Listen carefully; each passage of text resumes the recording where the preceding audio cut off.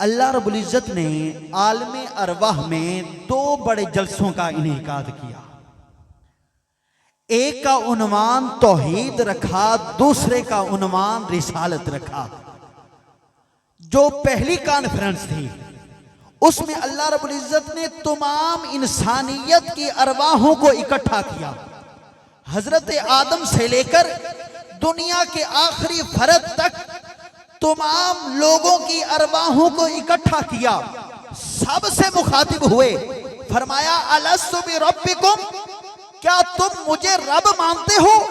سب نے ایک آواز میں کہا بلا، کیوں نہیں یا اللہ، ہم آپ ہی کو اپنا حاجت روا مانتے ہیں، آپ ہی کو اپنا الہ مانتے ہیں، آپ ہی کو اپنا پالن ہار مانتے ہیں، آپ ہی کو اپنا مشکل کشا مانتے ہیں. جلسہ ختم ہو گیا. دوسرا جلسہ کیا، اس میں اللہ رب العزت نے ہر آدمی کو نہیں بلایا بلکہ ان برگزیدہ ہستیوں کو دعوت دی جن کے سروں پر نبوت کا تاج سجانا تھا. تمام انبیاء علیہم السلام کی ارواحوں کو اکٹھا کیا اور اللہ رب العزت سب سے مخاطب ہوئے. حضرات علماء کرام کی موجودگی میں پڑھ رہا ہوں. اللہ رب العزت سب سے مخاطب ہو کر فرمایا وَإِذْ أَخَذَ اللَّهُ مِيثَاقَ النَّبِيِّينَ لَمَا آتَيْتُكُم مِّن كِتَابٍ وَحِكْمَةٍ، اے نبیوں میں تمہیں دنیا میں بھیج رہا ہوں، تمہیں نبوت بھی دوں گا، تمہیں رسالت بھی دوں گا، تمہیں حکمت بھی دوں گا، تمہیں شریعت بھی دوں گا، تمہیں لوگوں کی ہدایت کے طریقے بھی بتاؤں گا. ثم جاءکم رسول، پھر میرا رسول آئے گا. توجہ کیجئے گا. ثم جاءکم رسول، پھر میرا رسول آئے گا. ثم جاءکم رسول، پھر میرا محبوب آئے گا. ثم جاءکم رسول، پھر تاجدار حرم آئے گا. ثم جاءکم رسول، پھر چراغ حرم آئے گا. ثم جاءکم رسول، پھر عادل بے عدیل آئے گا. ثم جاءکم رسول، دعائے خلیل آئے گا. ثم جاءکم رسول، خیر الورا آئے گا. ثم جاءکم رسول، بدر الدجا آئے گا. ثم جاءکم رسول، بدر الدجا آئے گا. ثم جاءکم رسول، احمد مجتبی آئے گا. ثم جاءکم رسول، محمد مصطفیٰ آئے گا. جب وہ آ جائے تمہاری نبوت ختم ہو جائے گی، تمہاری رسالت ختم ہو جائے گی، تمہاری حکمت ختم ہو جائے گی، تمہاری شریعت ختم ہو جائے گی.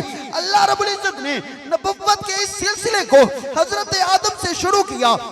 میرے آقا کریم صلی اللہ علیہ وسلم پر آ کر نبوت کے اس دروازے کو ہمیشہ کے لیے بند کر کے میرے آقا کی نبوت پر ختم نبوت کی مہر لگا کے فرما دیا ما کان محمد ابا احد من رجالکم ولکن رسول اللہ و خاتم النبیین. اب ہزاروں کیا، لاکھوں کیا، کروڑوں قیامتیں برپا ہو جائیں، خدا بن کے کوئی عرش پہ آ نہیں سکتا، محمد بن کر کوئی دنیا میں آ نہیں سکتا. بلند آواز سے کہہ دے سبحان اللہ. سامعین وقار، عقیدہ ختم نبوت دین اسلام کا وہ بنیادی اور اہم عقیدہ ہے جس عقیدے پر پورے دین کا انحصار ہے. اگر عقیدہ ختم نبوت محفوظ ہے تو دین محفوظ ہے، اگر عقیدہ ختم نبوت محفوظ نہیں ہے تو دین محفوظ نہیں ہے.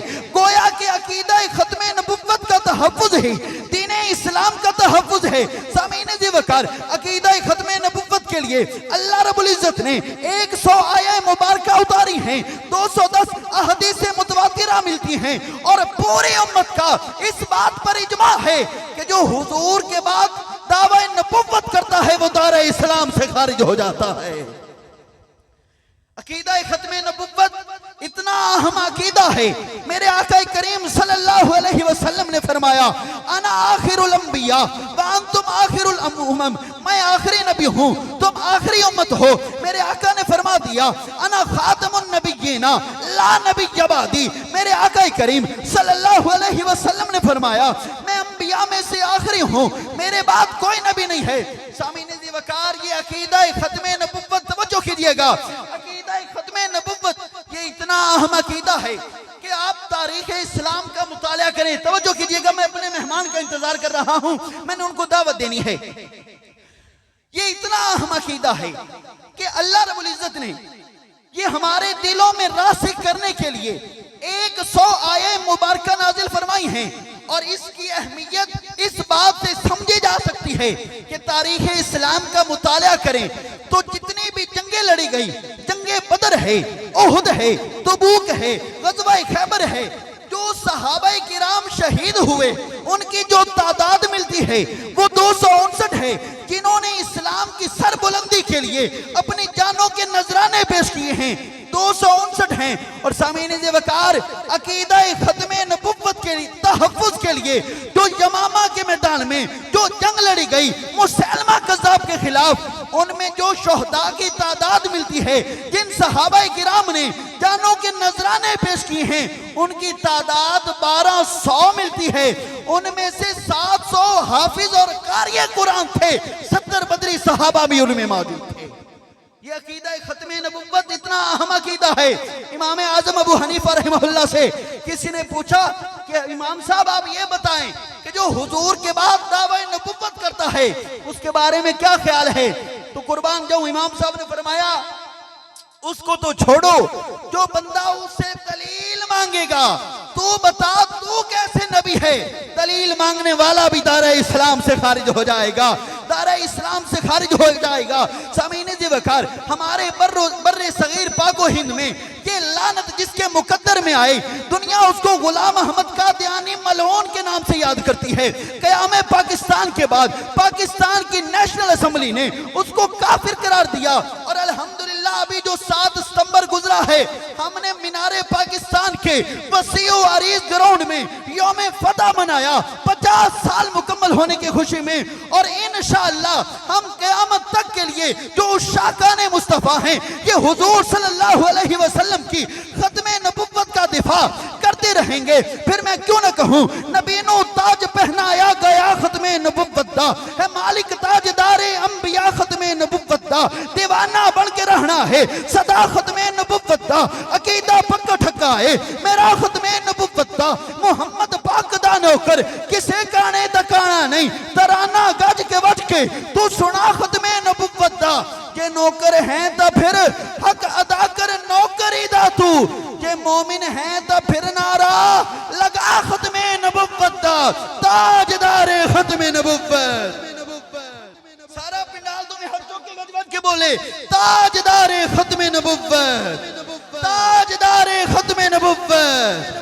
سامعین وقار، عقیدہ ختم نبوت یہ ہمارے بنیادی عقائد میں سے ہے، اور میرے آقا کریم صلی اللہ علیہ وسلم کی شان ہمارے بھائی محمد اسامہ صدیق پڑھ رہے تھے کہ پتھر کو یوں تراشا نگینہ بنا دیا، پتھر کو یوں تراشا نگینہ بنا دیا، پتھر کو یوں تراشا نگینہ بنا دیا، صحرا کو مسکرا کے مدینہ بنا دیا، دونوں جہاں کے پھولوں کی خوشبو نچوڑ کر رب نے میرے نبی کا پسینہ بنا دیا۔